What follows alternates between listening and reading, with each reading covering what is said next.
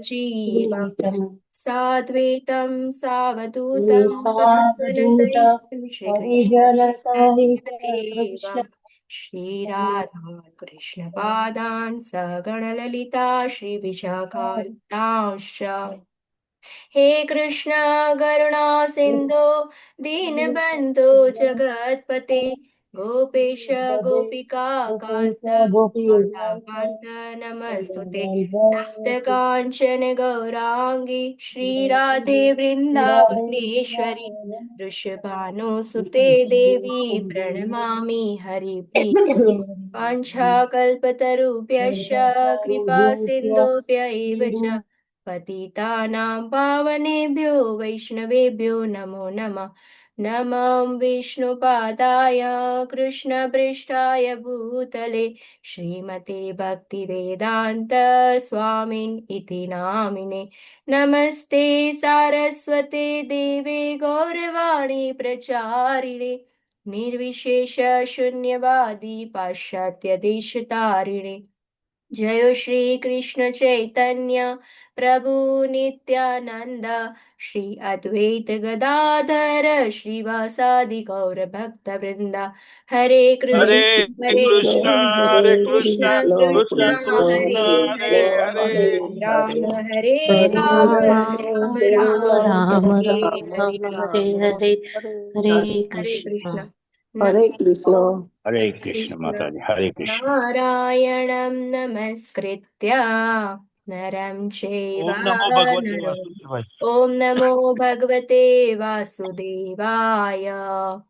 ॐ नमो भगवते वासुदेवाय ओम ओम नमो नमो भगवते भगवते वासुदेवाय। वासुदेवाय ॐ नमो भगवते वासुदेवाय ओम नमो भगवते भगवते वासुदेवाय। वासुदेवाय ॐ नमो भगवते वासुदेवाय ओम नमो नमो भगवते भगवते वासुदेवाय। वासुदेवाय। नारायणं नमस्कृत्य नरं चैव नरोत्तमम् नारायणं नमस्कृत्य नरं चैव नरोत्तमम् देवीं सरस्वतीं व्यासं ततो जयमुदीरयेत् देवीं देवीं सरस्वतीं सरस्वतीं व्यासं तो जय मुदीरये।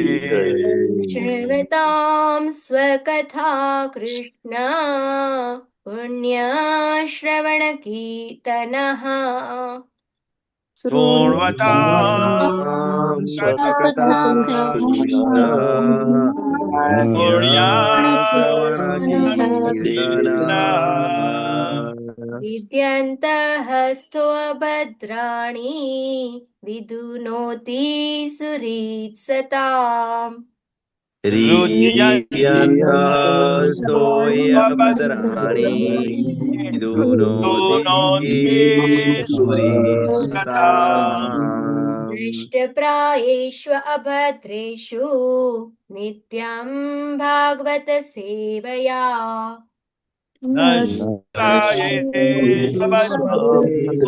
येषु भगवतसेवया भगवती उत्तमश्लोके भक्तिर्भवति नैष्ठकी भगवते भगवती उत्तमश्लोके श्लोके भक्तिर्भवति भवति नैष्ठिकी। नैष्ठकी। તો આપણે નિત્યમ ભાગવતમનું પઠન પાઠન કરવાથી આપણા જીવનમાં રહેલું બધું અભદ્ર અકલ્યાણ દૂર થાય છે. હરે કૃષ્ણ. જબ્બા વોરિયર્સના નામ કહેશો? हरे कृष्ण माता जी। હરે કૃષ્ણ. विक्रमी कृष्णा प्रभु जी, अमरीशनाथ कृष्णा प्रभु जी, आनंद प्रदा गोपालिनी माता जी, चंद्रिका परमार माता जी, भाव सिंधु श्री चैतन्य प्रभु जी, हेमा मोदी माता जी, कृष्ण कृपालय प्रभु जी, सुरेश भाई प्रभु जी, हर्षा प्रजापति माता जी, हिनाबेन त्रिवेदी माता जी, हिरणमय केशवी माता जी, जितेंद्र गोपेश प्रभु जी, मुक्ति टेलर माता जी, પ્રિન્સી ધોળકિયા માતાજી, પૂર્ણિમા ગૌરાંગી માતાજી, રતિલાલ ઠક્કર પ્રભુજી, સોનલ સોરઠિયા માતાજી, શ્રેણી પટેલ માતાજી, વિપિન વિલાસ કૃષ્ણ પ્રભુજી, દેવિયાની ઝાલા માતાજી, ધાર્મી પટેલ માતાજી, દીપક પટેલ માતાજી, રાજેન્દ્ર પધારિયા પ્રભુજી, હિરલ પટેલ માતાજી, વિમલા વ્રજરાની માતાજી, વિશાલ આહિર પ્રભુજી, કલા બારોટ માતાજી, મોહનસિંહ બારિયા પ્રભુજી, નામ શ્રેષ્ઠ પ્રભુજી, નિહલ પંચાલ માતાજી, રમેશ વાસુદેવ પ્રભુજી, રેખા ઠક્કર માતાજી, શરદ વ્યાસ પ્રભુજી, વિક્રમ પંડ્યા પ્રભુજી, હિરલ પાઠક માતાજી, ખુશી માતાજી, નીતુ જરીવાલા માતાજી, કોમલાંગી પદ્મા માતાજી, આલના ઉષા માતાજી, આરાધિકા સીતા માતાજી, કુમુદ સપ્તર્ષિ માતાજી, કાજલ પટેલ માતાજી,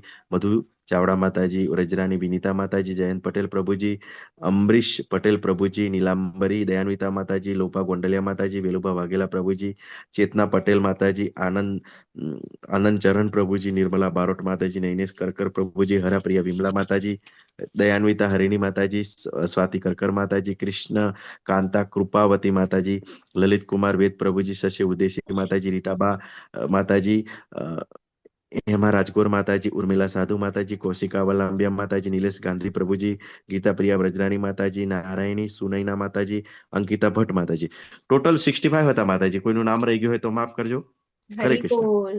સર્વ જે આટલા સવારમાં ઉઠીને જપ યજ્ઞમાં જોડાયા તે સર્વનો ખૂબ ખૂબ આભાર અને પ્રભુજી તમારી સેવા માટે પણ ખૂબ ખૂબ આભાર. તો હવે આપણે શ્લોક પારાયણ સ્ટાર્ટ કરશું. હરે કૃષ્ણ માતાજી, દંડવત પ્રણામ. હરે કૃષ્ણ. દંડવત પ્રણામ. મારી સ્ક્રીન વિઝિબલ છે ને? હા માતાજી. यावत् बलिं तेजहराम काले यथा वयं चानमदाम यत्र यथोभयेषां त इमे हि लोका बलिं हरन्तो न मदन्त्यनुहा. બરાબર, આ રીતે ખાલી લાસ્ટ સ્ટેન્ઝામાં થોડું ધ્યાન આપવાનું છે, બાકી બધા વર્ડ્સ ઈઝી છે. તો ફરી આપણે ઉચ્ચારશું. यावत् बलिं तेजहराम काले यथा वयं चानमदाम यत्र યાવત બલિં તેજહરામ કાલે આયયમ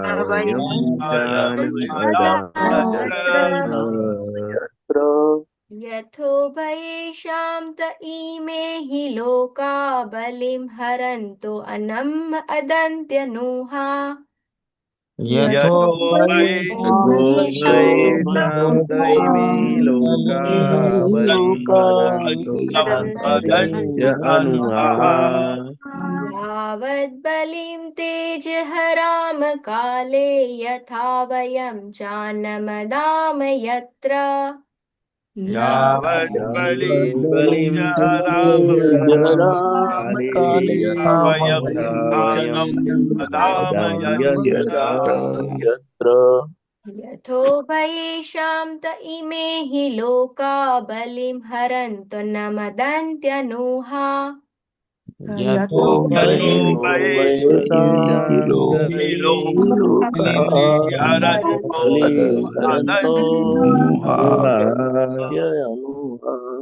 यावत् बलिं तेजहराम काले यथा वयं चान्नमदाम यत्र યાવત બલિં તેજહરામ કાલે વયમ આનમ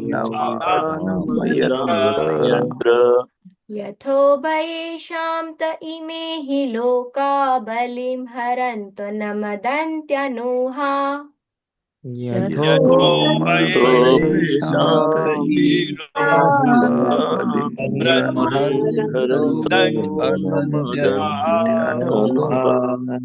તો હવે પહેલા પ્રભુજી પારાયણ કરશે અને પછી માતાજી. હરે કૃષ્ણ. યાવત બલિં તેજહરામ કાલે યથા વયં ચાન્નમદામ યત્ર યાવત બલિં તેજહરામ કાલે યથા વયં ચાન્નમદામ યત્ર યથો ભયેષાં ત ઇમે હિ લોકા બલિં હરન્તો નમ અદન્ત્યનુહ. यतो वैशां ते लोका बलिं हरन्तो नमदन्त्यनुहा यावद्बलिं तेजहराम काले यथा वयं चानम् वदाम यत्र यावद्बलिं तेजहराम काले यथा वयं चानम् यत्र यथोभयेषां तैमे हि लोका बलिं हरन्तो न मदन्त्य अनुहा यतो लोका बलिं हरन्तो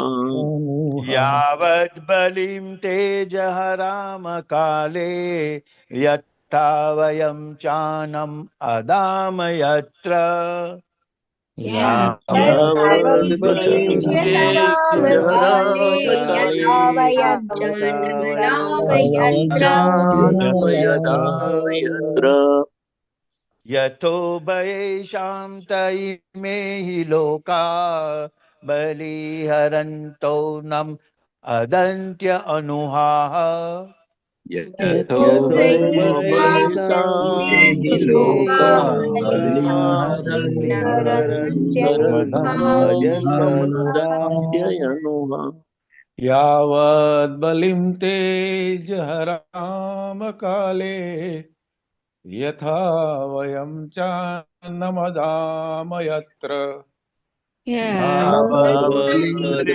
तेजहराम काले यथा वयं चानमदाम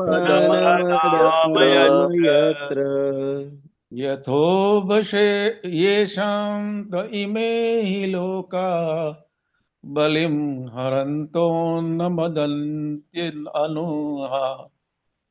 यतो वैशां तैमे लोका बलिहरन्तो नमदन्त्यनुहा यावद्बलिं तेजहराम काले यथा वयं चानमदाम यत्र यावद्बलिं यावद्बलिं तेजहराम तेजहराम यथा वयं यथा वयं चानमदाम चानमदाम यत्र यतो भयेषां तैमे हि लोका बलिं हरन्तो न मदन्त्यनुहा यतो यद्भयेषां भयेषां तैमे हि लोका बलिं हरन्तो नम अनन्त्यनुहा यावद्बलिं त्यजहराम काले यथा वयं चान्नम् अदाम यत्र यावद्बलिं तेजहराम काले यथा वयं चान्नमदाम यत्र यथोपयेषां त इमे हि लोका बलिं हरन्तो न मदन्त्यनुहा यतो वैशां तैमे लोका बलिहरन्तो नमदन्त्यनुहा यावद्बलिं तेजहराम काले यथा वयं चान्नम् अदाम यत्र यावद्बलिं यावद्बलिं तेजहराम काले तेजहरामकाले यथा यथा वयं वयं चानमदाम चानमदाम यत्र यतो वैशां त इमे हि लोका बलिं हरन्तो नम् अदन्त्य अनुहा यतो यतोऽपि लोका बलिं हरन्तो नमदन्त्यनुहा यावद्बलिं तेजहरामकाले यथा वयं चान्नम् अदाम यत्र यद्बलिञ्जहरामकाले यथा वयं चान्मदाम यत्र तस्थोपैषां त इमे हि लोका बलिं हरन्तो नम अधन्त्य अनुहा यतो तथा वै लोका बलिं हरन्तो हरन्तो नमदन्त्यनुहा यावद् बलिं तेजहरामकाले यथा वयं चानम् अदां यत्र यावद्बलिञ्जहरामकाले यथा वयं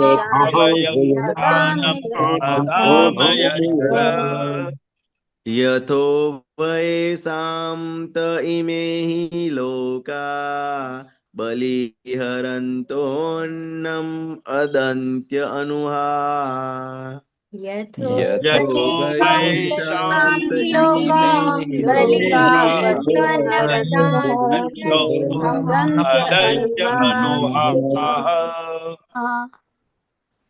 यावद्बलिं तेजहरामकाले यथा वयं चानम् अदाम यत्र यावद्बलिं तेजहरामकाले यत्र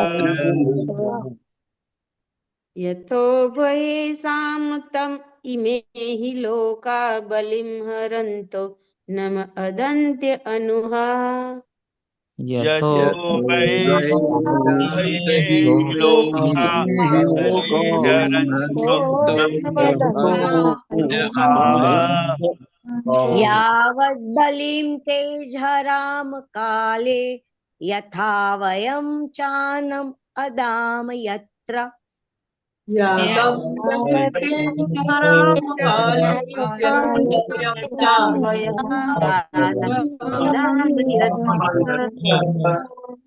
यथो वयेषां त इमे हि लोका बलिं हरन्तो नम अदन्त्य अनुहा यतो वयेषां लोका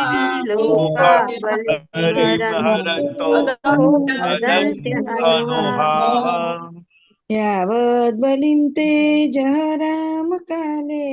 यथा वयं चान्मदाम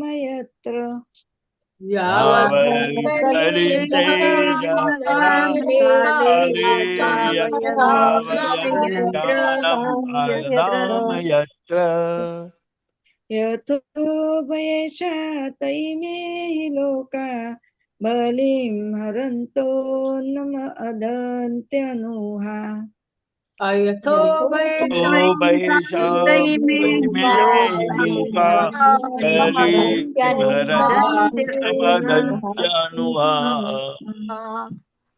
यावद्बलिं तेजहरामकाले यथा वयं चानम अदाम यत्र यावद्बलिञ्जहरामकाले यथा वयं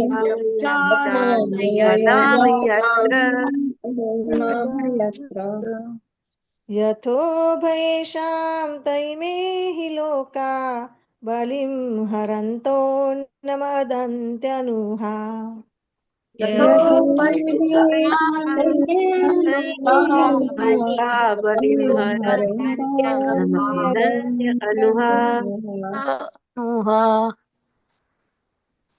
यावद्बलिं तेजहरामकाले यथा वयं चान्मदाम यत्र यावद्बलिञ्जहरामकाले यथा वयं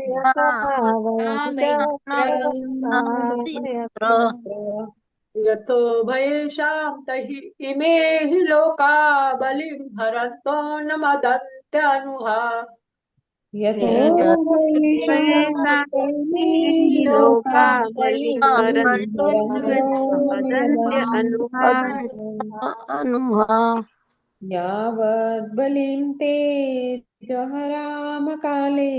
यथा वयं चानुं यदामि यत्र कालेयतावयं यत्र रामयत्र भयो वैशां तैमे हि लोका बलिं हरन्तो न मदन्त्ययनुहा यथो वैशां तैमे लोका बलिं लोका बलिं हरन्तो हरन्तोऽनुहा नमदन्त्य अनुहा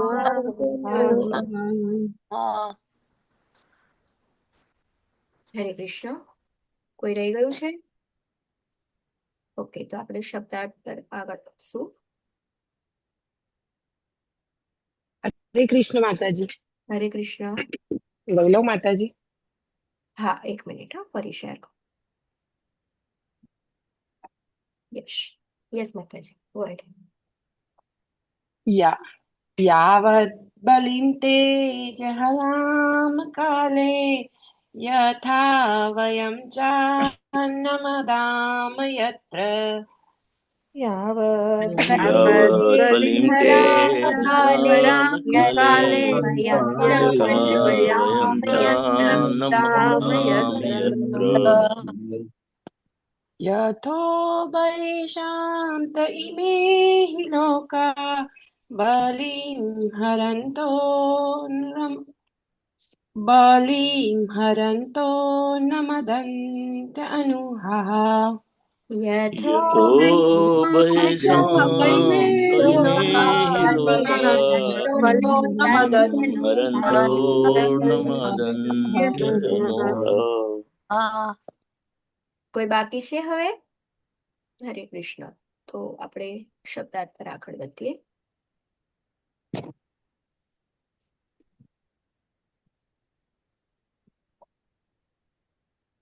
યાવત જ્યાં સુધી, यावत् ज्યાં સુધી બલિમ નૈવેદ્ય,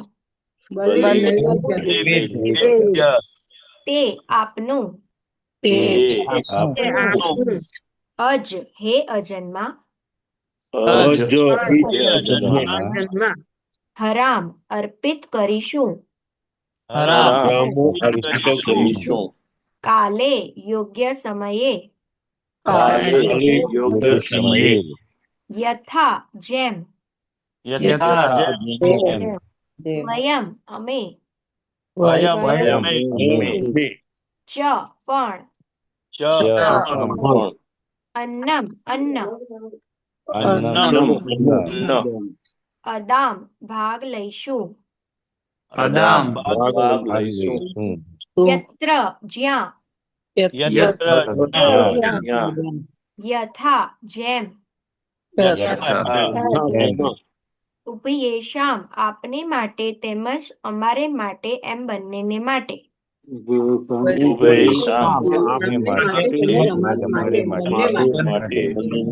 બંનેને માટે, તે બધા, ઈમે આ, હિ જ, લોકાહા જીવો, બલિમ નૈવેદ્ય, હરંતઃ સમર્પિત કરતા,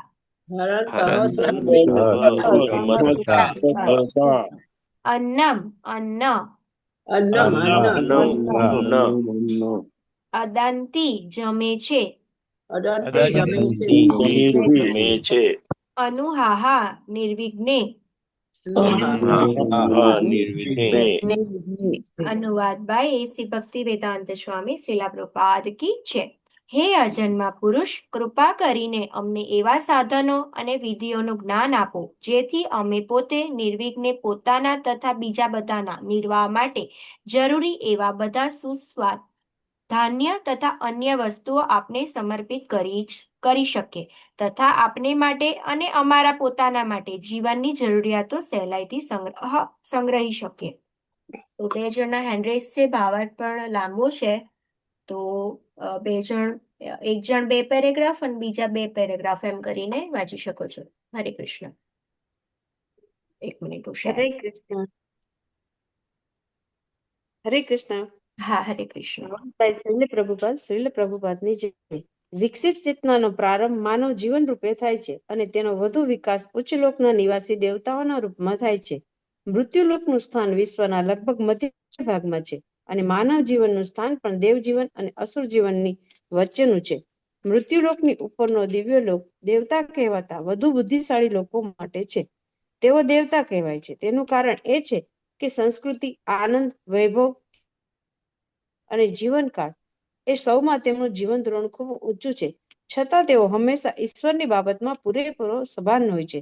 આવા દેવતાઓ પરમાત્માની સેવા ભક્તિ કરવા હંમેશા તૈયાર હોય છે, કારણ કે તેઓ સારી રીતે એ વાસ્તવિકતાથી પરિચિત છે કે બધા જ જીવો સ્વાભાવિક રીતે જ ભગવાનના આધીન શાશ્વત દાસ છે. તેઓ એ પણ જાણે છે કે બધા જીવોના જીવનની આવશ્યકતાઓ પૂરી પાડવાનું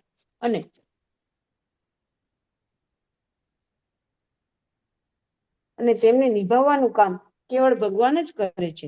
નીચેનો વૈદિક મંત્ર આ સત્યનું સમર્થન કરે છે. એકો બહુનામ યો વિદધાતિ કામાનતા એનમ અબ્રુવન્નાયતમ પ્રજાનિહિ યસ્મિન પ્રતિષ્ઠતા અન્નમ અદામે આદિ. શ્રીમદ ભગવદ ગીતામાં પણ ભગવાનનો ઉલ્લેખ ભૃત અથવા બધા જ જીવંત પ્રાણીઓનું ભરણ પોષણ કરનાર તરીકે કરવામાં આવ્યો છે. જનસંખ્યામાં વૃદ્ધિ થવાથી ભૂખમરો આવે છે. એ આધુનિક સિદ્ધાંત. હરે કૃષ્ણ. મને લેવાનું છે ને? હા, હા માતાજી, લઈ. હરે કૃષ્ણ. હરે કૃષ્ણ.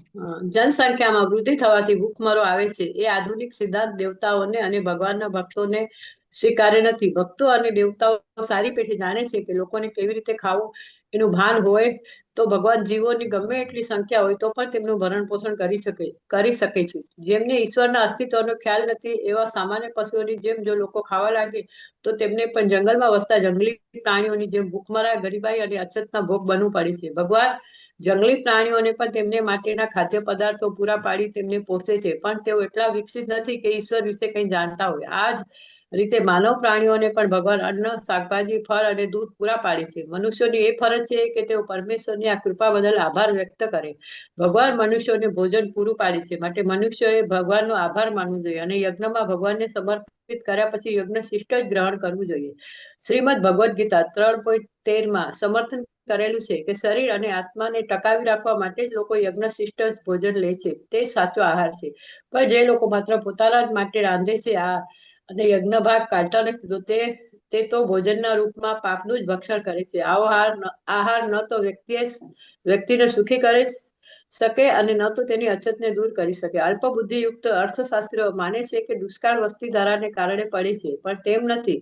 જીવોના નિર્વાહ માટે ઈશ્વર જે કંઈ ભેટો આપે છે તે બધી બદલામાં જો માનવ સમાજ કૃતજ્ઞતા પ્રદર્શિત કરે તો સમાજમાં અછત અને માગ ઊભી થાય જ નહીં. જ્યારે મનુષ્યો ઈશ્વરે આપેલી આવી ભેટોના નૈતિક મૂલ્યથી અજાણ હોય ત્યારે તેમને માટે અછત ઊભી થવાની. જે વ્યક્તિમાં ભગવાન પ્રત્યેની ભાવના ન હોય તે ગત જન્મમાં પુણ્ય કર્મોને લીધે ભલે થોડા સમય માટે વૈભવમાં જોઈએ, પણ જો ઈશ્વર સાથેનું સંબંધ જ ભૂલી જાય તો તેને બલવતી ભૌતિક પ્રકૃતિના નિયમ અનુસાર ભૂખે મરવાની સ્થિતિની ચોક્કસ તૈયારી રાખવી જ પડશે. વ્યક્તિ ભગવાન પ્રત્યેની ભક્તિ ભાવના રાખે નહીં કે ભક્ત તરીકે જીવન વિતાવે નહીં તો બલવતી ભૌતિક પ્રકૃતિ એટલી કડક છે કે તેના સંકંજામાંથી કોઈ દી છટકી શકાતું નથી. હરે કૃષ્ણ માતાજી. હરે કૃષ્ણ. ઓમ અજ્ઞાનતિમિરાન્ધસ્ય જ્ઞાનાંજનશલાકયા ચક્ષુરુન્મિલિतं येन તસ્मै શ્રી ગુરવે નમઃ. નમો વિષ્ણુપાદાય કૃષ્ણપ્રેષ્ઠાય ભૂતલે શ્રીમતે ભક્તિવેદાંત સ્વામિન ઇતિ નામિને. નમસ્તે સારસ્વતી દેવી ગૌરવાણી પ્રચારિણી નિર્વિશેષ શૂન્યવાદી પાશ્ચાત્ય દેશતારિણી. શ્રીલ પ્રભુપાદ કી જય. ગુરુ મહારાજ કી જય. હું જે કંઈ પણ બોલું એ ગુરુ, સાધુ અને શાસ્ત્ર મુજબ જ બોલું તેવી હું તમારા સર્વ વૈષ્ણવ પાસે થોડું આશીર્વાદ માંગુ છું કે હું જે પણ બોલું તે પરંપરામાં રહીને બોલું. તો આજના શ્લોક વિશે આપણે ચર્ચા કરીએ તો આજે મેઇન વાત એવી છે કે દેવી દેવતાઓ છે તે ભગવાનને કઈ રીતે અન્ન ઉગશે અને ઉગે તો ભગવાનને અર્પિત કરવાની ભાવના કેવી હોવી જોઈએ અને કઈ રીતે આપણે ભગવાનને અર્પિત કરવું જોઈએ કે જેથી આ ધરતી પર પણ જે કોઈ સમસ્યા આવે છે તો એ પણ સમસ્યાનું નિરાકરણ કઈ રીતે કરી શકાય, તો એ સંદર્ભમાં આજે આપણો આ શ્લોક છે. તો અહીં કહ્યું છે કે વિકસિત ચેતનાનો પ્રારંભ માનવ જીવન રૂપે જ થઈ શકે છે, બરાબર. એટલે આપણે જાણીએ છીએ કે ચેતનાનો કઈ રીતે આપણે વધારે સારી બનાવી શકીએ, તો એ આપણે બધા જાણીએ છીએ કે આ માનવ જીવન મળે તો જ આપણને ખબર પડે છે કે આપણે કઈ રીતે ભક્તિ કરવાની છે, બાકી કોઈ યોનિમાં ખબર પડતી નથી. તો પહેલા પશુ હોય તો શું કરે, આરામ, નિંદ્રા, ભય અને મૈથુનમાં જ પડી રહે છે. તો તેની આગળ તેઓ કશું વિચારી શકતા નથી. તો આ આપણે મનુષ્ય આ રીતે નથી જીવી શકતા, બરાબર, એની વાત થાય છે. મનુષ્ય જીવનમાં કોઈ સત્વગુણી હોય તો તે દેવતાની યોનિમાં જઈને તેની ચેતનામાં એક્સપાન્ડ કરીને અને વધારે સુખ પ્રાપ્ત થાય છે. આપણે જોઈએ છીએ કે આપણે જ્યારે જોઈએ તો સ્વર્ગલોકમાં આપણા કરતા ઘણું એટલે ઘણી હદે સુખ સંપત્તિ છે અને દેવી દેવતાઓ ત્યાં વસે છે. તો આપણે જાણીએ છીએ કે એ લોકો કઈ રીતે સુખ પ્રાપ્ત કરે છે. તો અને મનુષ્યની ચેતનામાં રાજસિક હોય અને તામસિક કાર્ય કરે છે. એટલે શું કે તામસિક હોય તો એ નિમ્ન યોનિમાં જાય છે. એટલે ચેતનાનો વિકાસ ઉચ્ચતર લોકમાં અધિક થતો જાય છે. એટલે જો ચેતના સારી હોય તો ઉચ્ચતર લોકમાં જઈએ અને તામસિક કે રજોગુણ હોય તો આપણને નિમ્ન ગતિ આપી શકે છે. મનુષ્ય યોનિમાં તે જેવી ચેતના સાથે જીવન જીવે છે તે રીતે પ્રકૃતિ મુજબ આસુરી પ્રવૃત્તિ દ્વારા રાક્ષસ પણ બની શકે છે અને સત્સંગ કરીને ભક્ત પણ બની શકે છે, બરાબર. આપણે અહીંયા જોઈએ છે આ જગતમાં આ આપણો જે ભૂલોક છે તો એમાં કેવું કે મૃત્યુલોક છે. તો એમાં આપણે જોઈએ છે કે રાક્ષસીઓની આસુરી પ્રવૃત્તિના લોકો પણ હોય છે અને સત્સંગ કરીને ભક્તિભાવ વાળા હોય તો એ આપણે જોઈએ છે કે ભક્તિભાવ વાળા પણ હોય છે, બરાબર. તો એ ભક્ત બની શકે છે અને બધા મનુષ્ય પાસે આ ચોઈસ છે કે તે દેવતા બની શકે યા વૈકુંઠમાં પણ જઈ શકે છે, બરાબર. બધાને ભગવાને એટલી સ્વતંત્રતા આપી જ છે કે આપણી ચોઈસ આપણે કરવાની છે. શાસ્ત્ર છે અને બધા જાણે પણ છે, પણ શું છે, કોઈ માને છે, કોઈ નથી માનતું, કોઈ તર્ક વિતર્ક કરે છે, કોઈ પોતાને સારું બતાવવા માટે કરે છે. એટલે બહુ બધું છે. એટલે માનતા નથી તો પછી એની ગતિ કઈ રીતે થાય તે આપણે સમજવાની છે. હવે આ વિષયમાં અહીં દેવી દેવતા પણ ભગવાનના શું છે, ભક્ત જ છે અને તેમને અનેક સુખ, સારી જીવનશૈલી પ્રદાન થાય છે. રીઝન શું છે, તેઓના કર્મ, બરાબર. અને આનંદની અનુભૂતિ સાથે તેઓને જવાબદારી પણ એટલી જ આપવામાં આવે છે. ફક્ત આ આપણે 14 લોકમાં જોઈએ છે આપણું ભૌતિક જગત છે એમાં કશેક ને કશેક મુશ્કેલી તો રહેવાની જ છે. એટલે દેવી દેવતા હશે, અગર એ લોકોને આટલી સુખ આપે છે, જીવનશૈલી સારી આપે છે, તો એની સાથે શું આપે છે, ઘણી બધી મોટી મોટી જવાબદારી કે આ આખા 14 લોકને ચલાવવાનું તો એ કઈ ઈઝી કામ તો નથી. આપણે એક કંપની ચલાવવી હોય તો આપણને અઘરું પડે ને આ 14 લોકને ચલાવવા માટે કેટલી જવાબદારી હશે તે આપણે ખાલી પ્રેક્ટિકલી વિચારીએ તો શું હશે. એને મેન્ટેન કરવું, એનું પાલન પોષણ કરવું, જેના જે કર્મો હોય તે રીતે એ લોકોને વહેંચણી કરવી, બરાબર. તેથી આ મૃત્યુલોકમાંથી લોકોને સ્વર્ગલોકમાં જવું છે કારણ કે તેઓ એન્જોય કરી શકે અને તેની સાથે રિસ્પોન્સિબિલિટી પણ એટલી જ નિભાવવી પડે છે.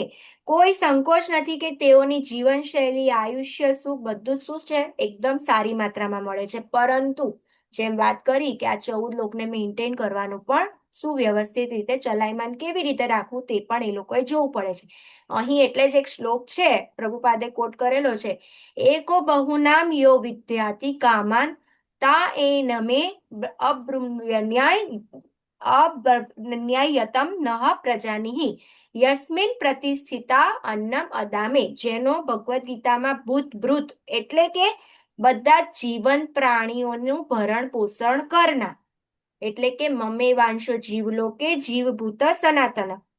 આ શ્લોકમાં શું છે, ભૂતનો અર્થ જીવાત્મા, લિવિંગ એન્ટિટી કરવામાં આવેલી છે. તો એ રીતે અહીંયા વાત કરી છે પ્રભુપાદ. અહીં બીજું એક કહે છે કે જનસંખ્યાનો વધારો ખૂબ મોટી સમસ્યા નથી.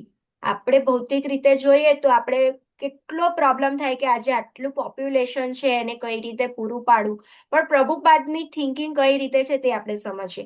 પરંતુ આપણે ભૌતિક રીતે જોઈએ તો જનસંખ્યામાં વધારો થવો એ મોટી વાત છે.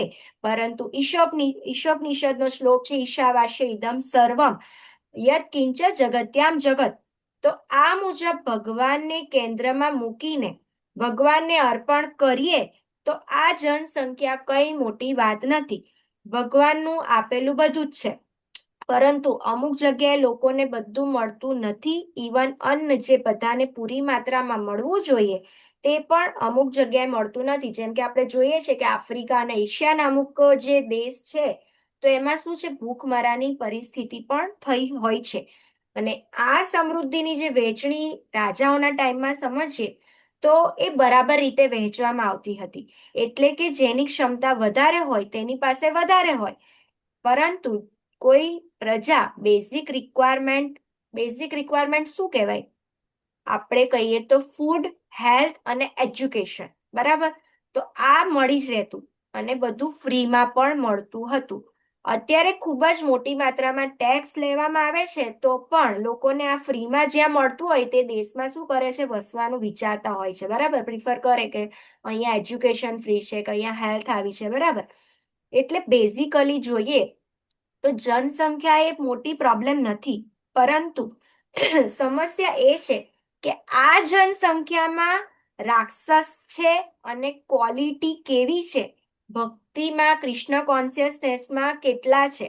આપણે જોઈએ કે ગુજરાતીમાં કહેવત છે ને, હાથીને મણ અને કીડીને કણ મળી જ રહે છે. કોઈ પ્રોવાઈડ કરવા જાય છે આ લોકોને?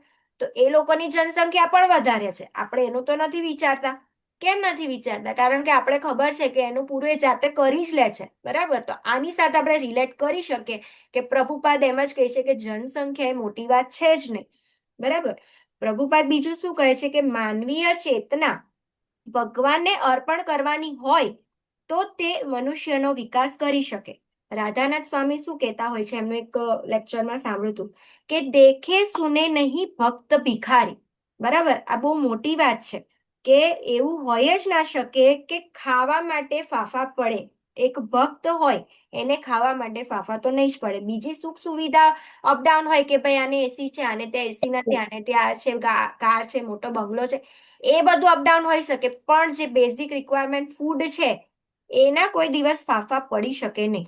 1905માં છે ને ભૂખમરાની સૃષ્ટિમાં સમસ્યા સર્જવામાં આવી હતી અંગ્રેજો દ્વારા કે એ લોકોના ભક્તોનો નિર્વાહ કેવી રીતે કરવો તે વખતે પ્રભુપાદ પછી પૂછતા હતા કે તમારે કેવું ચાલે છે? તો ભક્તો એવું કહેતા કે ડિફિકલ્ટ છે, પણ તેવી પરિસ્થિતિમાં પણ તેઓ મેનેજ કરી રહ્યા હતા. એટલે સમજો કે ભક્તો ભૂખા તો ન જ રહે, બરાબર? ભગવદ્ ગીતામાં પણ 3.13 અહીંયા કોટ કર્યો છે, બરાબર? કે યજ્ઞ શિષ્ટા સિન સંતો મુચ્યંતે સર્વ કિલ્બિષે ભુંજતે ત્વદમ પાપા યે પંચત્યામત્મત કારણ. એટલે કે ભગવાનના જે ભક્તો છે તે બધા પ્રકારના પાપથી મુક્ત હોય છે. હવે શાકાહારી બનવું પણ બહુ મોટી વાત છે. આજે આપણે જોઈએ છીએ કે કેટલું માંસાહાર ચાલી રહ્યું છે. નામનીશા પ્રભુના ક્લાસમાં પણ એકવાર સાંભળ્યું હતું કે ભારત જેવા દેશમાં, આપણો ભારત દેશ એટલે કેવો દેશ કહેવાય કે બધા સાત્વિક રીતે જીવન જીવતા હતા પહેલા. હવે 97% લોકો એવા છે કે જે માંસાહાર કરે છે.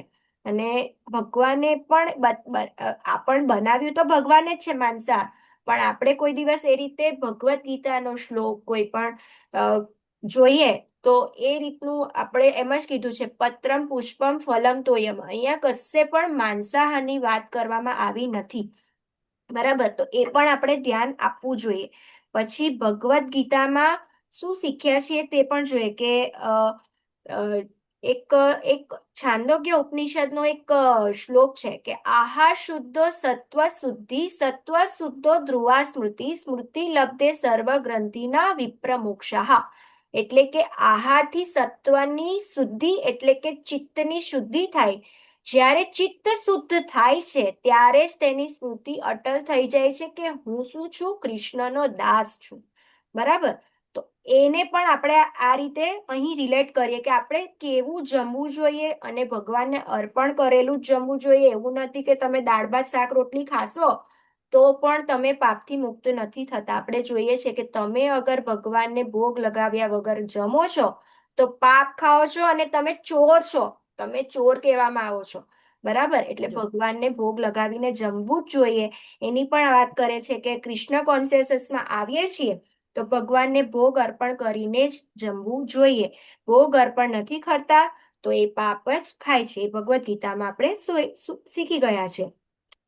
આપણે આપણે એ પણ જોવું જોઈએ કે આપણને શું ફેસિલિટી આપી છે કે આપણે ભોગ આપણો જાતે બનાવી શકીએ છીએ. આ પણ એક સરપ્રાઇઝિંગ વસ્તુ છે. આપણે કોઈ દિવસ વિચારતા નથી કે આપણને શું ફેસિલિટી આપી છે. આપણને જે નથી મળતું ને, આપણે હંમેશા નેગેટિવ વસ્તુ જ જોઈએ છે, પોઝિટિવ પાર્ટ નથી જોતા. બીજા કોઈ પણ યોની જોઈ લો, એ શું પોતાનો ભોગ જાતે બનાવી શકે છે? આપણે છે કે જે ભોગ બનાવી શકીએ છીએ, ભગવાનને અર્પણ કરી શકીએ છીએ. આપણને બુદ્ધિ ક્ષમતા એટલી આપી છે અને પછી આપણે ગ્રહણ કરી શકીએ છીએ. બરાબર. આપણે જ્યારે આપણા સંપ્રદાયને જોઈએ, ફોલો કરીએ, તો એના માટે ભોગ અર્પણ કરીને ફક્ત આપણે પાપથી બચવાનો પણ ઉદ્દેશ્ય નથી. આપણી ચેતના એવી પણ બનાવી જોઈએ કે ભગવાનની સેવાનો ભાવ છે. અને ઇસ્કોનમાં બધા જ ટેમ્પલમાં ભગવાનને ભોગ લગાવવા માટે મિનિમમ 6 ટાઈમ ભોગ લગાવવામાં આવે છે. બરાબર. અને આપણા ઘરમાં આપણે ભોગ વગરનું ગ્રહણ કરવું જ ન જોઈએ. પછી ભગવાનનો આભાર પણ માનવાનો છે કે ભગવાને આપણને શું આપ્યું છે. આપણે તહેવારોમાં પણ જોઈએ તો જન્માષ્ટમીને એવા વખતે જોઈએ તો ભગવાનને શું છે, 56 ભોગ લગાવવામાં આવે છે. તો ભગવાનને એવું તો છે નહીં કે તમે 56, પણ આપણો ભાવ, પ્રેમ બતાવવાનો ભાવ છે કે અમે તમને કેટલા પ્રેમ કરીએ છીએ. આપણો એવી ભાવના, પણ આપણે એટલો ભાવ એવો ના હોવો જોઈએ કે આપણે પાપ ખાઈએ છીએ એટલે ભગવાનને ભોગ લગાવીએ. બરાબર. એવો ભાવ હોવો જોઈએ કે મારા ભગવાન ભૂખા ન રહે, મારા ભગવાનને ભાવ્યું કે નહીં ભાવ્યું. તો આપણે એ શુદ્ધતાનું પણ ધ્યાન રાખવાનું કે આપણી શુદ્ધિકરણ પણ હોય કે જ્યારે આપણે ભોગ બનાવીએ તો આપણી ચેતના કઈ જગ્યાએ છે, શું છે, આ બધું ધ્યાન રાખીને જ્યારે આપણે કરીએ તો પ્રોપર કૃષ્ણ કોન્શિયસનેસની ચેતનામાં સુધારો કરીને આપણે ભગવાન સુધી પહોંચી શકીએ છીએ. બરાબર. કે આપણે ડુંગળી લસણ વગરનું જમવાનું બનાવીને ભોગ લગાવવાનું. ઘણીવાર એવું જોવામાં આવે છે કે લોકો ભોગ લગાવે પણ ડુંગળી લસણ વાળો લગાવે. ભગવાન એ ગ્રહણ કરતા નથી. બરાબર. અને આપણે કેટલા લાખો લોકોને, ઇસ્કોન શું છે, લાખો લોકોને અન્ન પણ પૂરું પાડે છે. ઇસ્કોનના ટેમ્પલમાં કિચનમાં પણ જુઓ તો ભગવાનના ભોગ માટે કંઈક ને કંઈક બનાવવાનું ચાલતું જ રહેતું હોય છે. 6 ટાઈમ લગાવવાનું એટલે કંઈક ને કંઈક પ્રિપરેશન એ કંઈ પણ ચાલતું હોય. કિચન કદી તમને વ્યસ્ત જ દેખાશે, કદી ખાલી ના દેખાય. બરાબર. તો ભક્તોનો એવો ભાવ છે. તો ભક્તો માટે પણ બને, અભક્તો માટે પણ બને, અને ભગવાન માટે તો પ્રસાદની ખૂબ જ વેલ્યુ છે. આપણે જોઈએ છીએ કે ઇસ્કોનના બધા ભક્તો પ્રસાદમ જ ફક્ત ગ્રહણ કરવાનો આગ્રહ રાખે છે. એ પછી ટ્રાવેલિંગમાં જાય તો એ પણ એ મેનેજ કરે ને, બધી રીતે એ લોકો મેનેજ કરતા હોય છે. અને બધાએ જ પ્રસાદ ગ્રહણ કરવો જોઈએ. આ એક મસ્ટ. એવું નહીં કહેવાય કે ચાલી જશે. આ જ રીતે કરવાથી ચેતનાનો સુધારો થશે. બરાબર. એની ઉપરથી આપણે અમુક વસ્તુ આપણા બીજી રીતે પણ જોઈએ કે પ્રસાદમની શું વેલ્યુ છે. તો નરોત્તમદાસ ઠાકુર, જે આપણે આપણા સંપ્રદાયમાં જોઈએ છે, તો એ અન્નપ્રાશન વખતે અન્ન ભગવાનને અર્પણ થયેલું ન હતું. એ નિત્ય સિદ્ધ છે એટલે એમને ત્યારે ખ્યાલ હતું. ઇવન અત્યારે ઇસ્કોનમાં જે બહુ ખૂબ જ સંન્યાસી હોય અને બહુ હાયર લેવલ પર હોય ને, એ પણ જાણી લે કે આ ભોગ ધરાવાયો છે, ધરાવાયો તો કઈ ચેતનામાં છે, કેવો છે, એમને ખ્યાલ આવી જતો હોય છે. તો આ તો નિત્ય સિદ્ધ છે. તો એ જ્યારે નાનું બાળક હતું, અન્નપ્રાશનની વિધિમાં ભોગ લગાવ્યો નહીં ત્યાં સુધી એમણે એમનું મોં પણ ઓપન કર્યું નહોતું કે એ નહીં ખાય. પછી ભગવાનને ભોગ લગાવ્યો, પછી એમની અન્નપ્રાશનની વિધિ સ્ટાર્ટ થઈ હતી. પછી બીજું જોઈએ તો શ્રીમતી રાધારાણી, કે જે અન્નપૂર્ણા કહેવામાં આવે છે. શ્રીમતી રાધારાણી ભગવાન શ્રી કૃષ્ણને જે પણ ભોગ બનાવે છે તે તમે માનશો નહીં, કદી રિપીટ નથી થતો. એ વસ્તુ અલગ છે કે ભગવાનને કંઈક ભાવ્યું હોય ને રિપીટ થાય. બાકી બધા દિવસ રાધારાણી ભગવાનને કાંઈક ને કાંઈક અલગ જ સર્વ કરે છે. વિચારો કેટલી વેરાયટી હશે. આપણે અહીંયા તો એમ કહીએ કે ચલો 365 દિવસની અલગ વેરાયટી મળી જાય, પણ ડેઈલી કંઈક ને કંઈક બનવું, તો ત્યાં તો આના કરતા કેટલા ઘણી વેરાયટી હશે. શું રાધા રાણી જમાડતા હશે એ વિચારવાનું છે. તો પ્રસાદ જ એક એવું છે કે જે નિત્યબદ્ધ જીવાત્મા માટે, ટેસ્ટ માટે એન્જોય કરીએ. આપણી હજુ ચેતના કેવી છે, આપણે હજુ એવા શુદ્ધ ભક્ત નથી બન્યા. તો આપણને જે મજા આવે છે ને બધી વસ્તુમાં, તો સૌથી વધારે પ્રસાદમમાં જ આરોગ્ય, મતલબ આપણને આરોગ્ય છે કે બહુ જ મજા આવે તો એ ટેસ્ટ. બરાબર.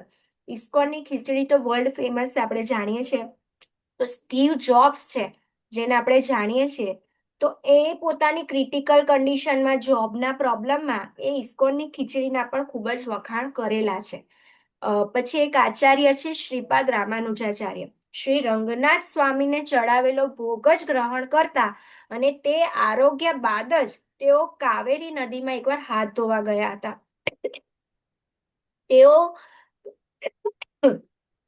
તેઓના હાથમાં ચોખાના 2 દાણા લાગેલા હતા અને માછલીએ ખાધું તો એ શું બની ગયું? ઉચ્ચિષ્ટ. કોઈ પણ આચાર્ય નું થોડું પણ ઉચ્ચિષ્ટ લેવામાં આવે તો એની પણ ખૂબ જ મહિમા છે. તો એ માછલીએ ખાધા 2 દાણા જે હતા તો એનાથી એનું મહત્વ બતાવ્યું છે કે એ માછલી ચતુર્ભુજ રૂપમાં વૈકુંઠ લોકમાં જતી રહે છે અને મહાપ્રસાદ કઈ રીતે જીવનો ઉદ્ધાર કરે તે આપણે જોઈ ન શકીએ. તેની વેલ્યુ એટલે હોતી નથી. આપણને કહીએ ને કે આપણે ભૌતિક રીતે જોઈએ તો અહીંયાના આપણા મોબાઈલથી પૈસા QR કોડથી બીજાના પૈસામાં ટ્રાન્સફર થઈ શકે. તો શું આ ન થઈ શકે? કારણ કે આપણી એવી દિવ્ય શક્તિ નથી એટલે આપણે સમજી નથી શકતા અને એટલે આપણને વેલ્યુ નથી. પણ વિચારો કે માછલીની યોનિમાં એ ઉચ્ચિષ્ટ લઈને ક્યાં પહોંચી ગઈ. બરાબર? તો આ બધું સમજવાની વાત છે. ઘણા લોકો પ્રસાદમાં ઘણી ફેન્સી આઈટમ બનાવે તો શું થાય? આપણે પણ જતા હોય તો ફેન્સી આઈટમ પહેલા જોઈએ. પ્રસાદ હોય તોની વાત છે. બહાર ભૌતિકમાં તો એવું જ હોય, લગ્ન પ્રસંગમાં ને એમાં જઈએ. પણ આપણે જ્યારે ટેમ્પલમાં પણ બહુ સારું ભોગ હોય ને તો પહેલા એની ઉપર જ જઈએ. પછી બીજું દાળ ભાત શાક રોટલી દેખાય તો એને જોઈએ યા ઇગ્નોર જ કરીએ. તો એવું નહીં કરવાનું. આપણે બધી વસ્તુ થોડી થોડી લેવી જોઈએ અને પ્રસાદમનો એટલી વેલ્યુ રાખવી જોઈએ. બીજું એક પ્રસંગ છે નારદ મુનિનો કે એ કોણ હતા? શુદ્રાણીના પુત્ર હતા અને ભક્તિ વેદાંતી શ્લોક જે વર્ષા રાણીના 4 માસ દરમિયાન વર્ષા થાય ને તે 4 માસ દરમિયાન જે ભક્તિ વેદાંતોના શ્લોક બોલે ને તે ઋષિ મુનિઓને તેમની માતા શ્લોક ઉચ્ચારણ કરે તે સેવા કરીને એમને ઉચ્ચિષ્ટ શ્રીપાદ નારદ મુનિને મળતું. તો એનાથી એ મહાન વ્યક્તિ બન્યા હતા એવું કહેવામાં આવે છે. અને 5 વર્ષની આયુમાં તેમની આધ્યાત્મિક ગતિ થઈ હતી. અને આજે એ જ નારદ મુનિ આપણા ભાગવતમમાં કેટલા લોકોના ગુરુ છે અને રાજાઓ સાધુ અને બધા જીવનો ઉદ્ધાર કર્યો છે. તો પ્રસાદનો આ પાવર છે. મહાપ્રસાદથી આસક્તિ ન હોવી જોઈએ. આપણે ઘણીવાર કહીએ ને કે મને તો સ્વીટ બહુ ભાવે તો હું તો આ જ લઈશ. એટલે જ આપણે ઇસ્કોનમાં તમે જ્યારે પણ જશો ને તો એક વસ્તુ હોય છે, પ્રસાદમાં સ્વીટ હશે અને ફરસાણ હશે તો એક વાર જ આપશે. બાકી તમને જો ભૂખ લાગી હોય તો પેટ ભરીને તમે જમી શકો છો. તો કેવી રીતે હોય કે મહાપ્રસાદથી આસક્તિ નથી કરવાની. બરાબર? નહીં તો શું થશે? અમુક વાર આપણે આપણા ઘરમાં પણ, ચલો આપણે ટેમ્પલમાં નહીં પણ આપણા ઘરમાં પણ આપણે એમ વિચારીએ કે હું પ્રસાદ જ લઉં છું તો સ્વીટ વસ્તુ મને ડાયાબિટીસ નહીં કરે. તો એ પોસિબલ નથી. એના જે ગુણધર્મ, ભૌતિક ગુણધર્મ છે અને આપણું ભૌતિક શરીર છે તો એને તો જે હાર્મ થવાનું છે એ થવાનું જ છે. એટલે ઘણીવાર એવું ભક્તો વિચારી લે કે મહાપ્રસાદ જ છે ને તો મારી હેલ્થને કંઈ ના થાય. તો આ એક ભ્રમણા છે. બરાબર? એટલે આ પણ એક ધ્યાન રાખવાનું છે. અને આપણે સૌથી મોટી વસ્તુ, લોકો પ્રસાદ જ્યારે પણ ગ્રહણ કરે છે ને તો એનો પણ આપણને પ્રભુપાદે મંત્ર આપ્યો છે કે મહાપ્રસાદે ગોવિંદે નામ બ્રહ્મણે વૈષ્ણવે સ્વલ્પ પુણ્યવતામ રાજન વિશ્વાસોનેવ જાયતે. કે આ મહાભારતમાં સ્કંદ પુરાણમાં બંનેમાં આના રચયિતા વ્યાસદેવ છે. તો આ શ્લોકને સમજવો જોઈએ તો તે ભાવ ઉત્પન્ન થાય છે. બોલવા ખાતર નથી બોલવાનું. ભાવ શું હોવો જોઈએ કે આપણે એને સમજી શકીએ. મટીરિયલી નહીં કે બોલવા ખાતર આપણે જમીએ છીએ ત્યારે બોલી લો. નહીં, આને સમજીએ. તો શું કહે છે? હે રાજન. રાજન એટલે કે યુધિષ્ઠિર મહારાજ અને નારદ મુનિ વચ્ચે કોન્વર્સેશન થાય છે કે મહાભારતમાં નારદ મુનિ યુધિષ્ઠિર મહારાજને પ્રસાદની મહિમા બતાવે છે અને એકાદશીનું મહાત્મ્ય સાંભળીએ તો એ નારદ મુનિ યુધિષ્ઠિર મહારાજને આ બધી એકાદશીનું મહત્વ સમજાવ્યું છે. તો શું કહે છે કે જેના પુણ્ય ન હોય તેનો વિશ્વાસ હોતો નથી. પુણ્ય એટલે કે ભૌતિક અને આધ્યાત્મિક બંને પુણ્ય હોય. બરાબર? ભૌતિક પુણ્ય તો આપને ખબર છે કે જે ધાબળા ઓડાવવા અને અન્ન આપવું ને ભિખારીને આપવું ને એ બધું. પણ આધ્યાત્મિક પૂર્ણમાં શું હોય છે કે ઉન્નતિ માટે નહીં, બરાબર, આપણે જે કરીએ છીએ ભગવાનને સેન્ટરમાં રાખીને તો ડિવોશનલ સર્વિસના એસ્પેક્ટથી આ ભૌતિક પુણ્ય કહેવાય. તો એ શ્રી ગોવિંદનો મહાપ્રસાદ છે.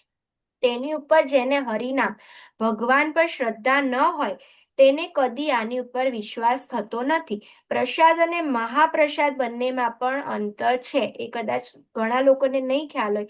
પ્રસાદ એટલે કે આપણે જે પણ ભોગ બનાવીએ છીએ અને એમાંથી થોડું આપણા માટે હોય અને થોડું ભગવાનને ભોગ લગાવીને પછી ભેગું કરીએ, પ્રસાદ છે.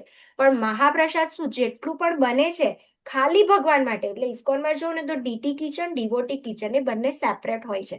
તો ડીટી કિચનમાં ફક્ત ભગવાન માટે જ બને અને એ જે ભોગ લગાવવામાં આવે એ મહાપ્રસાદ છે. પછી ભક્તો આરોગે તો એની વેલ્યુ અલગ હોય છે. બધું છે આમ બધું સરખું, પણ ભૌતિક રીતે થોડુંક સમજવાનું અઘરું પડે, પણ આધ્યાત્મિક રીતે જોઈએ તો આ થોડું અંતર છે. અને જગન્નાથપુરીમાં જે જગન્નાથ ભગવાનને જે ભોગ લગાવવામાં આવે છે ને એ હર હંમેશ મહાપ્રસાદ જ હોય છે. અને એ મહાપ્રસાદ જ પછી બધા આરોગે છે. એટલે જગન્નાથ ભગવાન જે છે તેના પ્રસાદની વેલ્યુ અલગ છે, કારણ કે એ જેટલું પણ બને છે બધું જ ભગવાનને ભોગ લગાવવામાં આવી જતું હોય છે. બરાબર. તો આ એક ફક્ત ચેતના ભેદ છે, બાકી તો બધો જ મહાપ્રસાદ છે. અને આપણે સાધારણ છે કે છે જે ભગવાન માટે ભોગ બનાવીએ, બટ આપણે એ જ ભોગ મંત્ર બોલીએ છીએ. સૌપ્રથમ શું કરીએ, ભોગ લગાવવા માટેની પણ વિધિ છે. તો સૌપ્રથમ ગુરુ મહારાજનો પ્રણામ મંત્ર, પછી પ્રભુપાદનો, પછી ચૈતન્ય મહાપ્રભુ અને પછી નમો બ્રાહ્મણ્ય દેવાય ગો બ્રાહ્મણ હિતાય છે કૃષ્ણ ભગવાનનો. તો આપણે જે કંઈ પણ ભોગમાં તૂટી કરી હોય ને તો એ ગુરુ મહારાજ પ્રાર્થના કરે. અને આમ પરંપરામાં ભોગનું મહત્વ છે, કારણ કે આપણે ડેઈલી કંઈ ભગવાન કૃષ્ણને આપણે ભોગ લગાવીએ ને તો ખૂબ ધ્યાન રાખવું પડે છે કે એમાં કઈ રીતે કરીએ. પણ શું આપણે તો ત્રુટી કરીએ છીએ, તો એ આપણા ગુરુ મહારાજ હોય કે આ જેની દીક્ષા નથી થઈ તો પ્રભુપાદ, એ આપણે જે કંઈ ત્રુટી હોય તો એ જોઈ લેતા હોય છે. તો ભગવાનના ભોગને ઓફરિંગ વખતે ઉતાવળમાં ભોગ મંત્ર નહીં બોલવાનો, સ્કીપ નહીં કરવાનો. બધા જ સંપ્રદાયમાં આ મંત્ર અલગ અલગ હોય છે, પણ પ્રભુપાદે આપણને શું ખૂબ સરળ રીતે કરી આપ્યું છે. અને પછી જે બીજો જે આવે છે કે શરીર વિદ્યા જાલ જૈન્દ્રિય તાહે કાલ જીવે ફેલે વિશેષાગ્રે તારે મધ્યા જીવા અતિ લોભમય સુદુર્મતી તાકે જેતા કઠિન સંસારે કૃષ્ણ બડા દયામય કરીવારે જીવા જે સ્વપ્રસાદન ને લિયો ભાઈ રાધા કૃષ્ણ ગુણ ગાઓ પ્રેમે ડાક ચૈતન્ય નીતાય. તો આને સમજીએ કે આ શરીર છે તેમાં સૌથી ભયાનક શત્રુ ઇન્દ્રિયો છે. અને આ ઇન્દ્રિયો વ્યક્તિને ભોગ વિલાસના સાગરમાં ફેંકી દે છે. અને બધી ઇન્દ્રિયોમાં તાર મધ્ય જીવા હતી, એટલે કે જીવા આને કંટ્રોલ કરવી સૌથી કઠિન છે. સૌથી વધારે કંટ્રોલ કરવી જીવાને. તો આને કઈ રીતે કંટ્રોલ કરી શકાય, તો શું કહે છે, કૃષ્ણ બડા દયામય, કે એ કૃષ્ણ ખૂબ જ દયામય છે. કરીવારે જીવા છે, કે આ પ્રકારે કેવી રીતે કંટ્રોલ થશે, તો સ્વપ્રસાદન લિયો ભાઈ, કે જીવાને જીતવાના હેતુથી જ અન્ન આપ્યું છે. અને સેઈ અન્નામૃત પાવો, આ અમૃત છે. લોકો કુંભ મેળામાં પણ અમૃત મેળવવા ગયા હતા, બરાબર, ગયા વર્ષે. પ્રભુપાદ શું કહે છે, કુંભ મેળામાં પણ આપણું ખાલી બે જ ઉદ્દેશ્ય હોવા જોઈએ, સાધુ સેવા, જીવે દયા. એટલે કે આપણે પ્રચાર કરવાનો છે અને પ્રસાદ આપવાનો છે. પછી બીજો એક સ્ટેન્ઝા છેલ્લે છે કે રાધા કૃષ્ણ ગુણ ગાઓ પ્રેમે ડાકો ચૈતન્ય નીતાય. બરાબર. અને બ્રહ્મચારી આશ્રમમાં પણ છે ને બીજો એક પ્રસાદ મંત્ર છે જે બોલાય છે. જ્યારે પ્રસાદ પીરસતા હોય ને ત્યારે બધા બ્રહ્મચારીઓ સાથે મળીને બોલે છે પ્રસાદ, કે એક દિને શાંતિપુરે. ટાઈમના અભાવે હું તમને આજે એક નથી બતાવી શકતી એનું મહાત્મ્ય શું છે, પણ એ ચૈતન્ય મહાપ્રભુ આવી રીતે અદ્વૈતાચાર્યના ઘરે જાય છે અને એ જે પ્રસાદની વેલ્યુ છે તે એમાં બતાવવામાં આવી છે. બરાબર. તો એને આપણે સમજી લીધું. પછી આપણે પ્રસાદ ભોજન કરીને પ્રસાદ ગ્રહણ કરીએ તો હરિ બલ સર્વજન, તે હરિનું નામ ઉચ્ચારણ કરે, છેલ્લે આવતું હોય છે. તો એક જગન્નાથજીનો પણ પ્રસિદ્ધ ભોગ ચડે છે, તેના વિશે એક પ્રસંગ છે કે 1 એકરના કિચનમાં સ્વયં લક્ષ્મીજી કુકિંગ કરે છે. અને કંઈ પણ બનાવવામાં ગડબડ થાય તો બધા માટલા ફોડી દેવામાં આવે, કે એને નિષ્કાસિત કરી દેવામાં આવે અને ફરીથી રસોઈ બનાવવામાં આવે. અને એ 56 આઈટમને 4 કેટેગરીમાં વહેંચીને બનાવવામાં આવે. હવે બીજી પણ એક ઇન્ટરેસ્ટિંગ વસ્તુ કદાચ અમુકને ખબર હશે, મને પણ આમાં થોડા વખત પહેલા જ ખબર પડી, કે જ્યારે એકાદશી હોય ને તો આપણો જે ભોગ મંત્ર છે ને એમાં ખાલી મહાપ્રસાદે ગોવિંદે નામ બ્રહ્મણે વૈષ્ણવે સ્વલ્પ પુણ્યવતામ રાજન વિશ્વાસો નેવ જાય તે પછી જય શ્રી કૃષ્ણ ચૈતન્ય પ્રભુ નિત્યાનંદ શ્રી અદ્વૈત ગદાધર શ્રીવાસાદિ ગૌર ભક્તવૃંદ આટલું જ બોલવામાં આવે છે. પછી જે સ્વલ્પ પુણ્યવતામ રાજન વિશ્વાસો નેવ જાય તે પછી જે એક જે શરૂ થાય છે શરીર વિદ્યા ત્યાંથી નથી બોલવાનો, કારણ કે એમાં છે ને અન્ન શબ્દનો ઉપયોગ થાય છે અને આપણે અન્ન ગ્રહણ નથી કરતા એકાદશીના દિવસે, એટલે ખાલી આટલો જ એકાદશીમાં આ જ શ્લોક બોલવામાં આવતો હોય છે. બરાબર. અને આ જ રીતે કે યજ્ઞમાં પોતાનું જીવન જીવવું જોઈએ, હરે કૃષ્ણ મહામંત્રનો જપ કરવો જોઈએ, શ્રવણ કરવું જોઈએ, પ્રસાદ ગ્રહણ કરવો જોઈએ. આટલું જીવનભર કરશો તો આપણને ઘણી શાંતિ પ્રાપ્ત થઈ જશે. અને આ જ આપણા સંપ્રદાયમાં જે આપણને શીખવાડવામાં આવ્યું છે અને આ શ્લોક મુજબ જે પ્રસાદની વેલ્યુ શું છે તે બધું બતાવ્યું છે અને આપણે કઈ રીતે પ્રસાદ ગ્રહણ કરીને કદી ભૂખા નથી મરવાના, તો આપણે ઓવરઓલ આ બધું જોયું.